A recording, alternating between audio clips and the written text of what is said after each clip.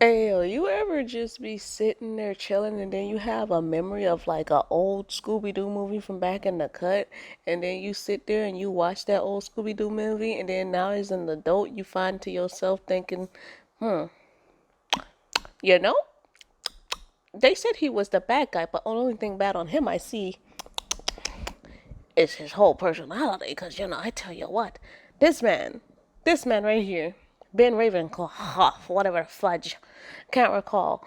This man, this man is so fine, y'all. I for one feel like you know what, he didn't deserve to go out how he did in the manner that he did. But that's besides the point. I recently saw.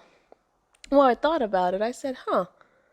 I remember there was that era of Scooby Doo that kind of was resembling a little bit of like the Scooby Doo on Zombie Island, and I'm thinking to myself like, what was the witch's ghost technically in that timeline? And it was, and I was like, oh, I wonder why the art style was so similar because the movies was back to back, and then at the same time, someone had mentioned how technically the movies were in the same era of the whole this is a real monster type deal. And I was like, wait, really? I didn't even think about that. I don't remember. So I was like, let me watch this again as an adult. And when I tell y'all, I was floored. I was watching this thing. I was locked in. I was hooked.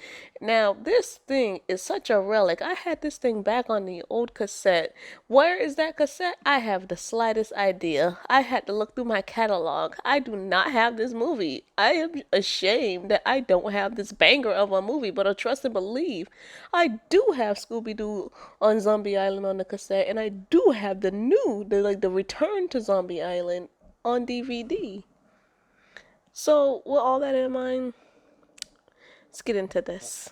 We have this broken up into like what, three or four different sections. What is it gonna be? Three, four sections? I don't know. First section is characters. The second section is the story. Third section is the ending. Yeah, so that should be good enough for you guys. I mean, you should be able to engross yourself how I engrossed myself. So let's get into the first characters. Obviously, we know we have the Mystery Inc. gang. Do we have to even go back over this? The only thing that you can tell is a little bit different about them is that, like, obviously, it looked like they went from one. They either did this movie first, implying the whole Zombie Island didn't happen yet. They either went from there to there. I don't know how they did it. But in Zombie Island, they called each other up. So this either happened this happened technically after Zombie Island because it was the last one, 1999. Because I remember watching this movie in like 2001 or 2002. You have the original Mystery Inc. gang. They all showing up themselves, and then we get introduced to this man. And let me tell y'all, I think I was about like 10 or 11. Not in 2001. That was impossible. But I remember this man, and I'm like, hey yo, who's this dark and mysterious broad over here? This man is fine. Then you see his ancestor, and I'm like, interesting. What a physique on this one as well. But then they really did the deal when they invited the Hex Girls. You put the Hex Girls, and I was hexed. I said, ah. And when I was watching the movie, I forgot Thorn's name. I forgot Dust. The only one I remember was Luna. I only remember her because she had the moon necklace to help me remember who she was. But overall, I'm just like, hey, yo. This town got some fine people in it. Almost all fine, but not everybody was fine. So you have all these characters that are all here and present. The movie was only apparently an hour and 6 minutes. Or hour and 20? Oh, it's like an hour and 6 minutes. I don't know. Yeah, I watched it on like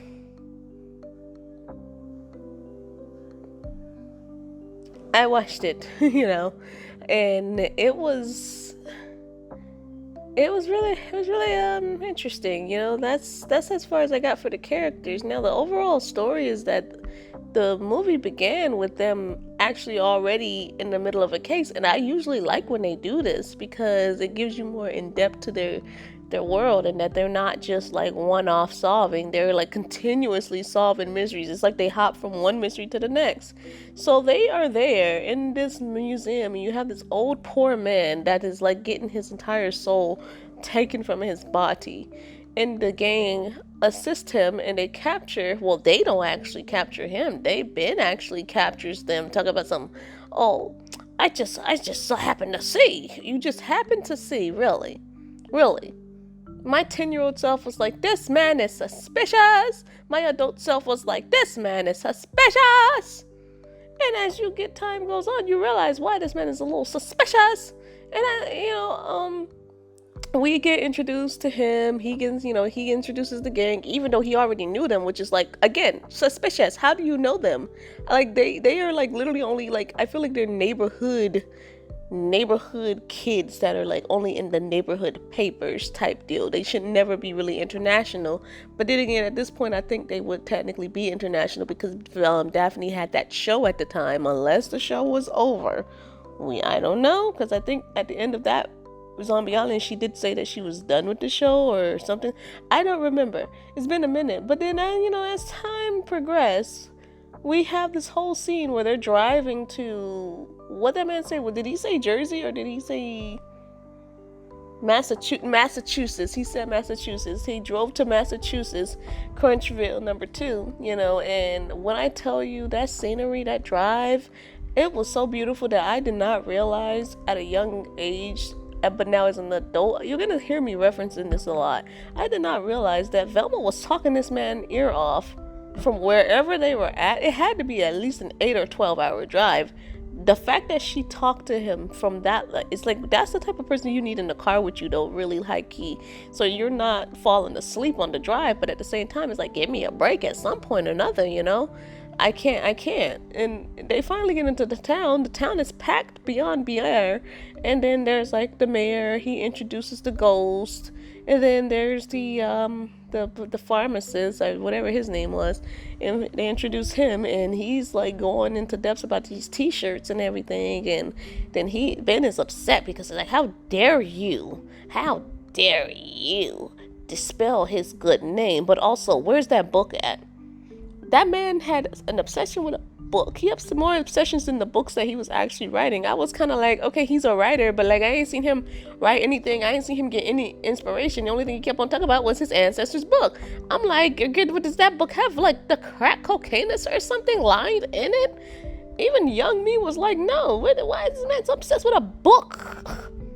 If she's a Wiccan, why do you care so much about her healing factors? Don't nobody need that nowadays. Well, they technically do need it nowadays, but it's like, why are you so obsessed? Like, all right, Mariah, chill out. And what's the next scene over is they go to the town, the little area that they have for the back in the day. We see Scooby break out his epic dance moves, and then we go on to find out that they are going to go into town. And then that man really said, put it on my tab, sir. Evidently, you did not do your research well enough, because you're about to be bankrupt. You tell me to put something on your tab, I will eat like a fiend as well. They cleaned that poor man out. Jack was exhausted. He was exhausted. That man put in a 14-hour shift in a span of 2 hours feeding those two. They come out of the store looking like big old like little, like little heffalumps. And I'm just like, oh, this is funny. Then they actually run into the Hex Girls, and I was like, oh, these must be the Hex Girls. I thought they were the Hex Girls right off the bat. And I'm like, oh, they kind of look interesting. The boys run away, like, okay, bye. Pew! And then not only do they get scared by her, from the Hex Girls, they also get scared by the other witch, apparently. Like, who are you? Dust. Why are you so green? Why do you look like this? This town will pay for what I did to my walking self. Like, girl, bye. Anyways, then they run into the gang, quite literally. And of course, Velma and Ben actually share a moment that had me like, oh. But then I remember, oh wait, maybe this is the reason why she's gay. Because if you guys don't know, you should know by now that Velma is a gay icon at this point.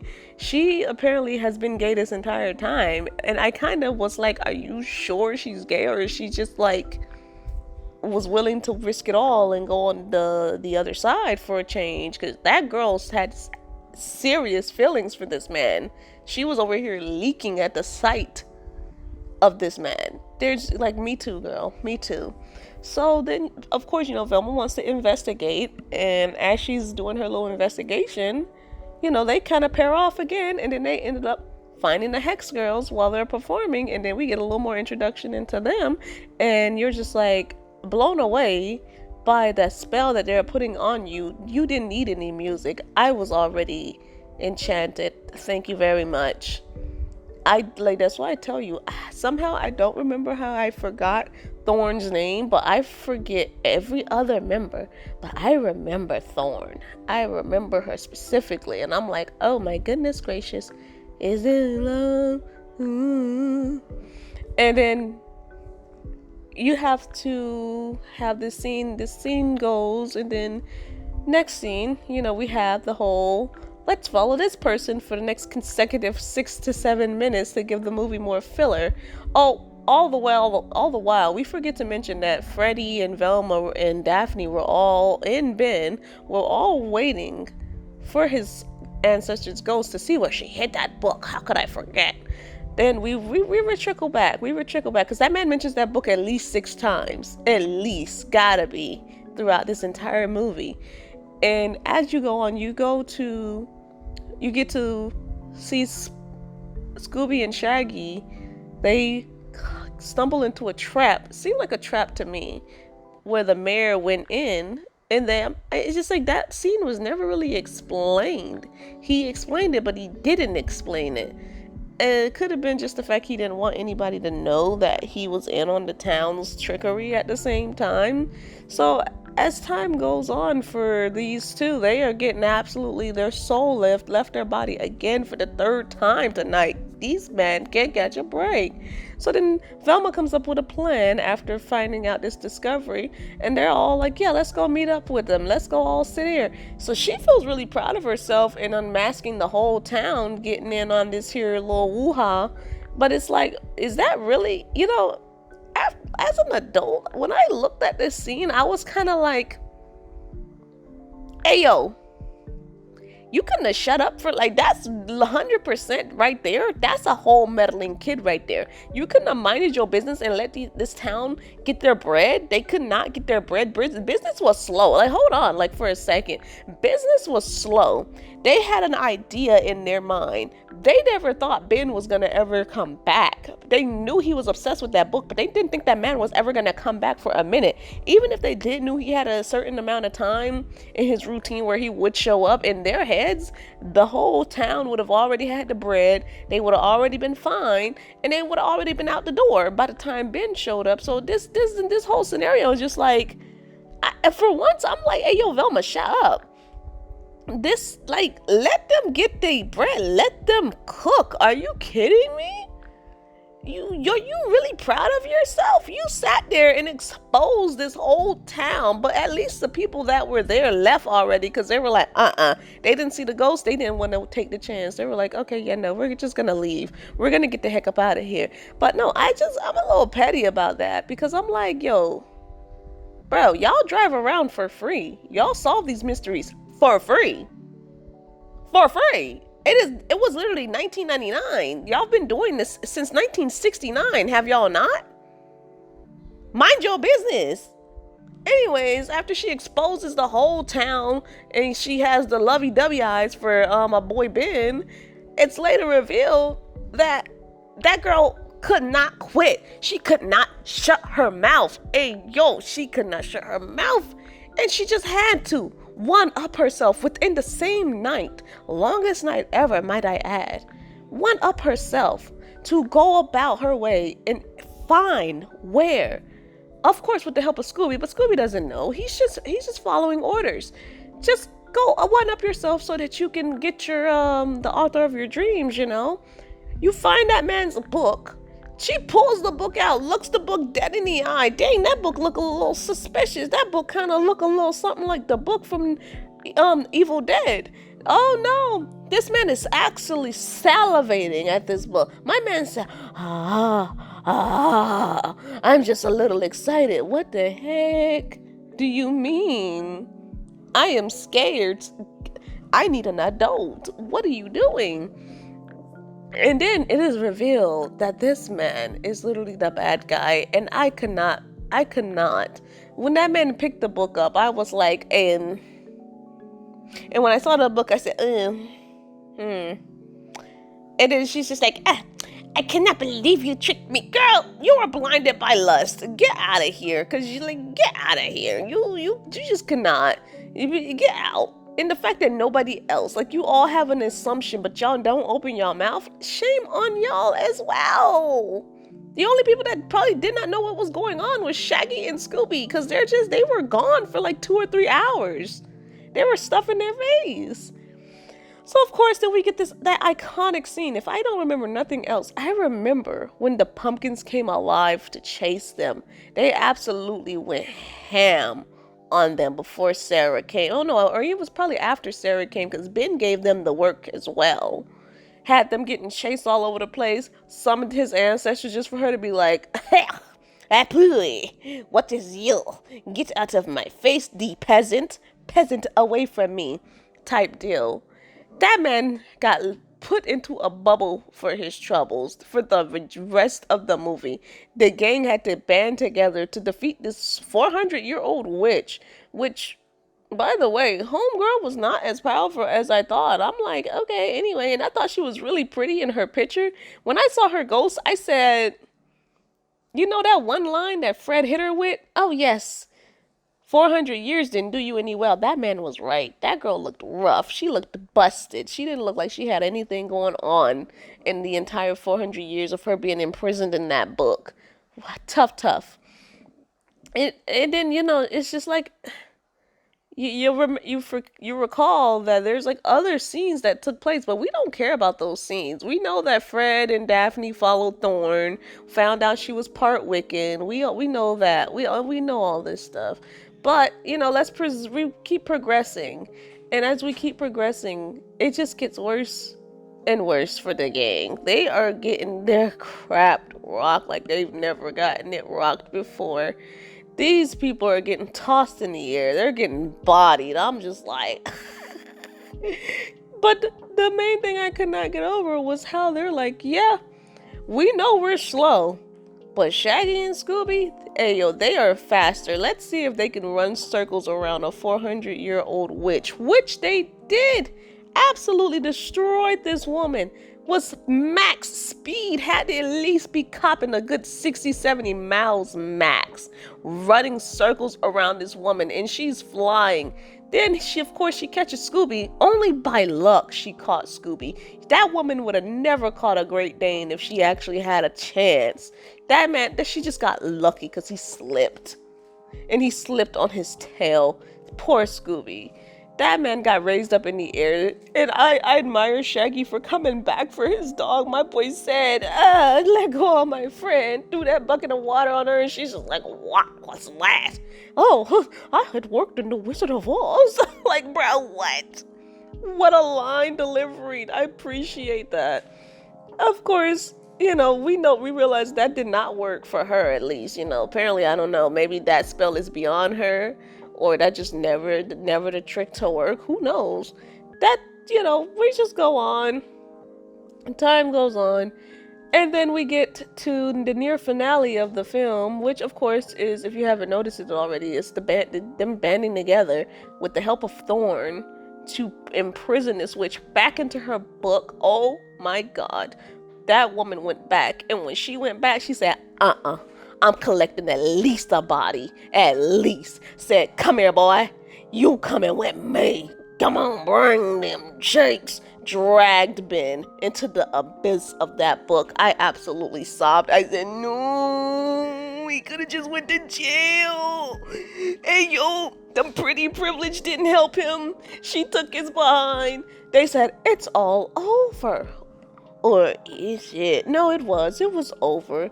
And then, of course, the mayor, After all that, want to sit there talking about my town is in ruins. How are we ever gonna recover for the fall festival? Ain't nobody's done that fall festival. Do you not just see the stuff that just popped off right here? You should have been recording. Instead, your behind was stuck in the little medieval trap. I disappointed in you. How do you not have a cell phone? It was the 90s, bro. You could at least had a rotary or something sitting there. You should have had a tape recorder lined up. You could have been selling absolute copies of this right here.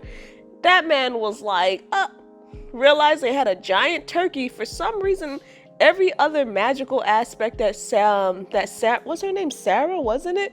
That every magical aspect that she did, somehow the turkey didn't fade away. That magical thing of making him a giant beast didn't fade away. It just brought him back to like a somber turkey. And he was just the headline, as well as the Hex Girls, which we got our second banger from them. Of course, we know the first banger of them hexing us. The second banger, Earth, Wind, Fire, and Air. That song right there had the gang on stage. Everybody's dancing, everybody's laughing, and then it ends. Overall, in the end of all this, I honestly, seeing this film again actually just kind of sparked a little joy in my heart. It just reminded me of how, even the quiet mystery type can always be the villain, and then vice versa, the quiet mystery weird girl can be the baddie that you never thought that you would see in your life, and you just fall for her. I guess that's what the people would say, the whole bisexual awakening or whatever in the world, but not really. I just thought she was very beautiful, and I was like, I'm gonna imitate her.